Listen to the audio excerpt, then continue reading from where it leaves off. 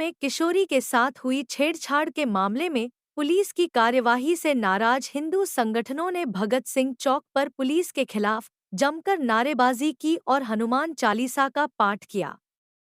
इसके बाद हरकत में आई पुलिस ने 2 और आरोपियों को गिरफ्तार कर लिया। मोहल्ला लोहियान की एक किशोरी के साथ दूसरे संप्रदाय के युवक द्वारा छेड़छाड़ की घटना के मामले में धामपुर पुलिस द्वारा तहरीर बदलवाकर रिपोर्ट दर्ज करने का आरोप लगाते गुरुवार की देर शाम भगत सिंह चौक पर पहुंचकर पुलिस के खिलाफ जमकर नारेबाजी की। उनका आरोप था कि पुलिस आरोपी पक्ष का बचाव करते हुए हल्की धाराओं में मुकदमा दर्ज कर उसे गिरफ्तार किया है। हिंदू संगठनों का आरोप है कि इस मामले में मात्र एक आरोपी के खिलाफ ही कार्रवाई की गई जबकि अन्य आरोपियों को बचा लिया गया। हिंदू संगठनों ने इस दौरान हनुमान चालीसा का पाठ भी किया। मौके पर पहुंचे अधिकारियों ने आक्रोशित हिंदू संगठनों के लोगों को समझाकर शांत किया। इसके बाद हरकत में आई पुलिस ने 2 और आरोपियों को गिरफ्तार कर लिया। पुलिस में तीनों का चालान कर दिया है।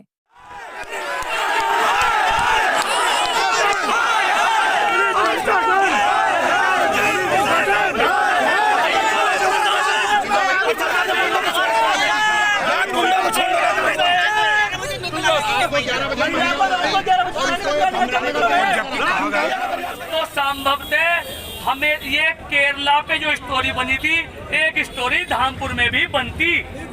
आप सब लोग एकत्रित हुए, आपकी शक्ति का जो प्रदर्शन बहुत ऊपर तक पहुंचा है।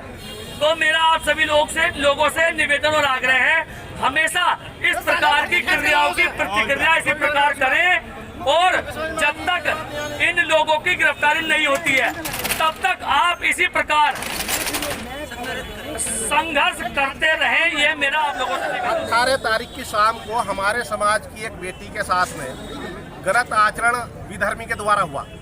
वो एक गली में जा रही थी, उसको नशा सुंघा करके उसको उठाने का काम किया गया। बेटी को पता है, लेकिन उसको बेहोशी की हालत में फिर वहीं छोड़ दिया गया। परिवार के लोगों ने, परिवार में एक बूढ़ी नानी है उसकी, परिवार के लोगों ने जाकर के थाने में शिकायत की, लेकिन उस शिकायत पर पुलिस के द्वारा कोई भी कार्रवाई आज तक नहीं हुई। कल हार करके समाज के लोग इकट्ठा होकर के थाने में गए और तब जाकर के घटना को बताया।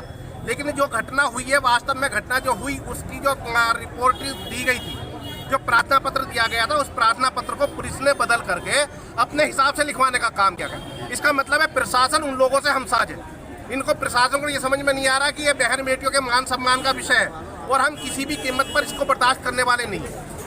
बैस जी, अगर लोगों की गिरफ्तारी नहीं होती है तो आपका अगला कदम क्या होगा? देखिए, अभी एक लड़के को पुलिस ने एक लड़के को अभी पुलिस ने गिरफ्तार किया है, केवल एक को, जबकि उसकी बहन भी उसमें सम्मिलित है। बहन हो या जो भी हो, हमें नहीं पता कौन है, कोई लड़की उसमें सम्मिलित है जो लगातार हमारी बेटी से संपर्क करती थी कि तू मुसलमान बन जा, मेरे भाई से दोस्ती कर ले, ऐसे करके।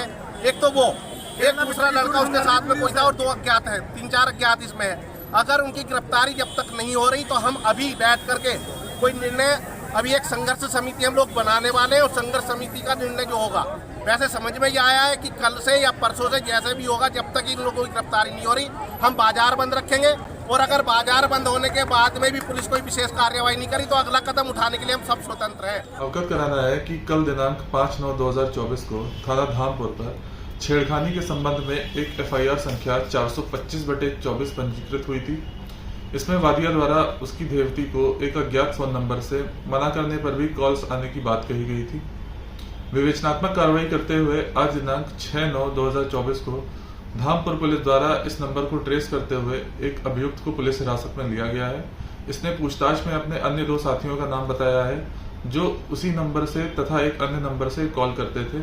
इलेक्ट्रॉनिक एविडेंस के आधार पर अन्य दोनों को भी पुलिस हिरासत में लिया गया है। सुसंगत धाराओं में चालान कर इन तीनों को माननीय न्यायालय के समक्ष प्रस्तुत किया जा रहा है।